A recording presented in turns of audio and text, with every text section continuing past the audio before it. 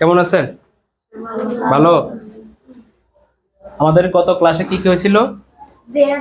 দেয়ারের ব্যবহার এবং বি0 এর ব্যবহার। বি0 উপরে কার অবস্থান?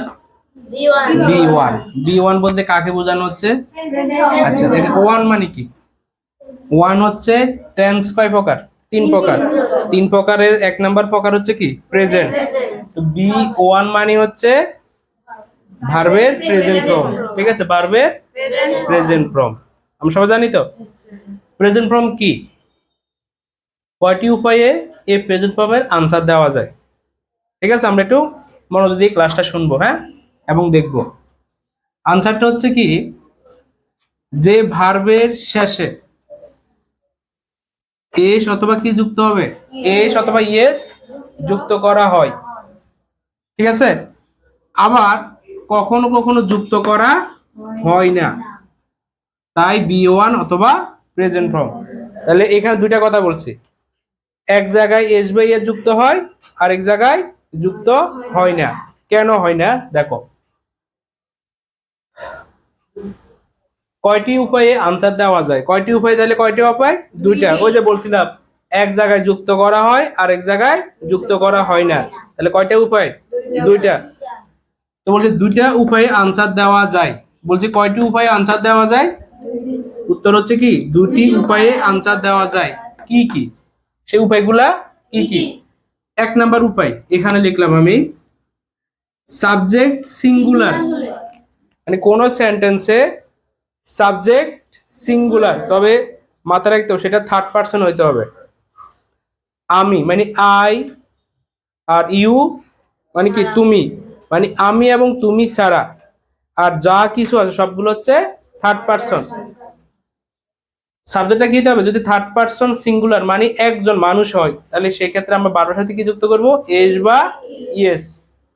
যদি সাবজেক্ট যদি কি হয়? প্লুরাল হয়, মানে বেশি হয়, একের বেশি হয়, সেক্ষেত্রে কিন্তু এস বাই এস যুক্ত করা যাবে না। উপায়গুলো কি বুঝতে পারছি? ওকে, এখানে আরেকটা প্রশ্ন করছি, কয়টি উপায়ে বি1 পাওয়া যায়? কখন কখন আমরা বি1 পেতে পারি? ঠিক আছে, ঘুরে গেলে আমাদের কথাগুলোই বারবার আসছে। দেখো, এক নাম্বার উপায়টা কি?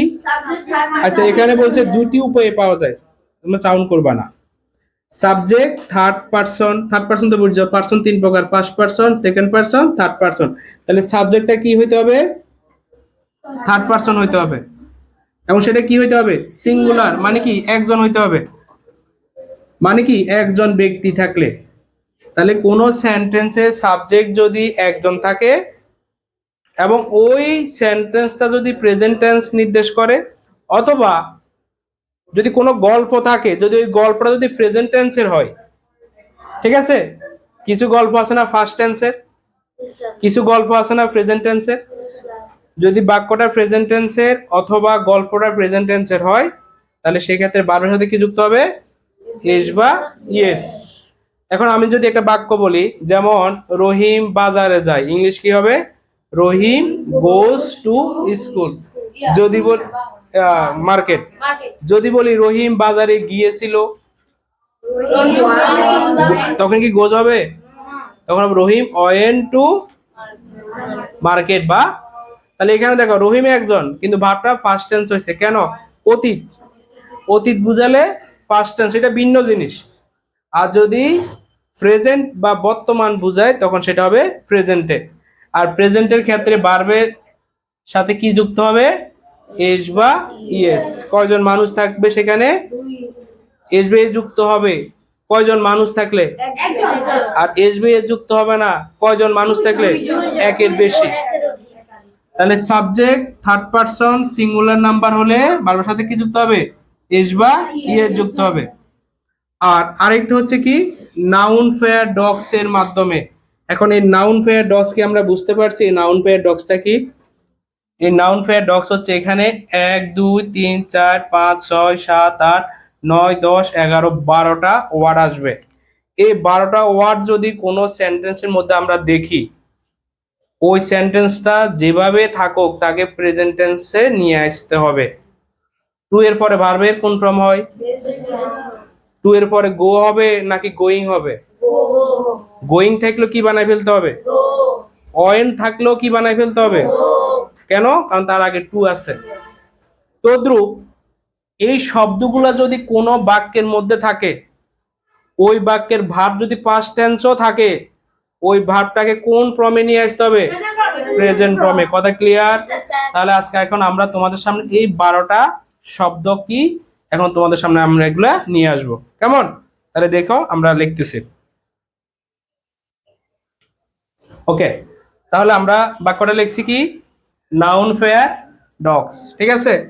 তাহলে এখানে শব্দগুলা কি, এস ফর কি, sometimes, J for generally, O for occasionally, D for daily, E for everyday, R for regularly, A for always, F for frequently, N for normally, U for usually, O for often, N for এই শব্দগুলো সব সময় present টেন্সকে কি করে, নির্দেশ করে। এরা যদি কোনো বাক্যের মধ্যে থাকে, ওই বাক্যটা সবসময় কোন টেন্সে চলে আসবে, প্রেজেন্ট টেন্সে। আমরা এগুলা মুখস্থ করব, এখন আমরা কয়েকটা এক্সাম্পল করব, ঠিক আছে। ওকে, দেখো একটু। ওকে, আমরা কয়েকটা এক্সাম্পল লিখছি, ঠিক আছে। রহিম কয়জন, থার্ড পারসন কি, সিঙ্গুলার।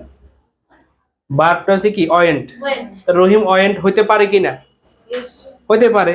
রহিম গিয়েছিল টু স্কুল, রহিম স্কুলে গিয়েছিল, বাক্যটাই সঠিক, ঠিক আছে। বাট এখানে একটা শব্দ আছে রেগুলারলি। এখন এটার কারণ এটা কিন্তু আর কি নাই, সঠিক না, কারণ আমার বাক্যটা হচ্ছে কোন টেন্সে, পাস্ট টেন্সে, কিন্তু রেগুলারলি থাকার কারণে এটা এখন কোন টেন্সে চলে যাবে, প্রেজেন্ট টেন্সে।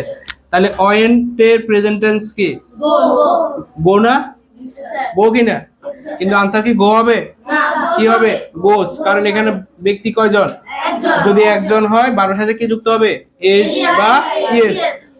কখন এস আর কখন ইয়েস। যদি ভার্বের সাথে যদি কি থাকে, ভাওয়েল থাকে, কি থাকে, ভাওয়েল। যদি ভাওয়েল থাকে তাহলে যুক্ত করব কি, ইয়েস, ঠিক আছে। ভাওয়েল কয়টা, এ ই আই ও ইউ, এরা যদি থাকে এস বা সরি ইয়েস যুক্ত করতে হবে। রহিম এখানে রিড দেওয়া আছে, আর এখানে আছে এভরিডে, কোন টেন্স, প্রেজেন্ট টেন্স। এখন রহিমের পরে কি রিড হবে, কি হবে, রিডস হবে, এস যুক্ত করতে হবে। দা বয় কয়জন, এখানে একজন। দা বয় প্লে ফুটবল, কোন এখানে কোন শব্দ কি এখানে আছে, কোনো সমস্যা নাই। তাহলে দা বয় কি, প্লে হবে, কি হবে, প্লেস। হি নট টু, এখানে কি লেখা আছে, নট টু, সরি নট ইট। সে খায় না কি, ভাত, প্রতিদিন, সে প্রতিদিন কি, ভাত খায় না। আমরা জানি রেগুলারলি কোন টেন্স, প্রেজেন্ট টেন্স, এবং সবসময় পজিটিভ বাক্য, কোন বাক্য, পজিটিভ, সবসময় কোন বাক্য হবে। তাহলে এখানে কি হবে না, নট হবে না। তাহলে এখানে নটটা আমরা কি করে দেব, তাহলে হি ইট হবে, কি হবে, ইটস হবে, ঠিক আছে। এখানে সাবজেক্ট কয়জন, কয়জন, তাহলে অ্যাঞ্জেল এন্ড অ্যালেক্স। এখানে আছে কি, প্লেট, কোন টেন্সে আছে, ভার্বটা পাস্ট টেন্সে আছে। পাস্ট টেন্স হইতে পারে কিনা, হইতে পারে, কোনো দোষের নাই। বাট ক্রিকেট আছে, এখানে আছে কি, ডেইলি, ডেইলি থাকলে সেটা কোন টেন্স, প্রেজেন্ট টেন্স। তাহলে প্লেট হবে না, কি হবে, এখানে হবে কি, প্লে হবে নাকি প্লেজ হবে, কারণ এখানে সাবজেক্ট কয়জন, দুইজন। একের অধিক থাকলে ভার্বের সাথে কি যুক্ত হয় না, এস বা ইয়েস, আমরা বলছি না। তাহলে এখানে প্লে হবে, কি হবে না, প্লেস। তাহলে এস বাই এস কয় জায়গায় যুক্ত হবে, দুই জায়গায়। সাবজেক্ট যদি একজন হয় এস বাই এস যুক্ত হবে, যদি সাবজেক্ট একের বেশি হয় এস বাই এস যুক্ত হবে না। এই বাক্যে ফার্স্ট টেন্স হইতে পারে, যদি এই সাইন ওয়ার্ড গুলা থাকে তখন আর ফার্স্ট টেন্স হবে না, তখন কোন টেন্স হয়ে যাবে, প্রেজেন্ট টেন্স। তাহলে কয়টা উভয় প্রেজেন্ট টেন্স পাওয়া যায়, দুইটা। একটি মাত্র ব্যক্তি থাকুক বা একের অধিক ব্যক্তি থাকুক, ভার্বের সাথে এস বাই এস যুক্ত হবে, আবার কখনো যুক্ত হবে না, সেটা সাবজেক্টের উপর ডিপেন্ড করবে। আর মোস্ট ইম্পর্টেন্ট হচ্ছে রুলস, নাউন ফেয়ার ডগস। এখানে যে 12টা ওয়ার্ড আছে যদি এই 12টা ওয়ার্ড কোনো সেন্টেন্সে থাকে, সে যেখানেই যাক সেটাকে প্রেজেন্ট টেন্সে নিয়ে আসতে হবে। ঠিক আছে, ওকে, ধন্যবাদ।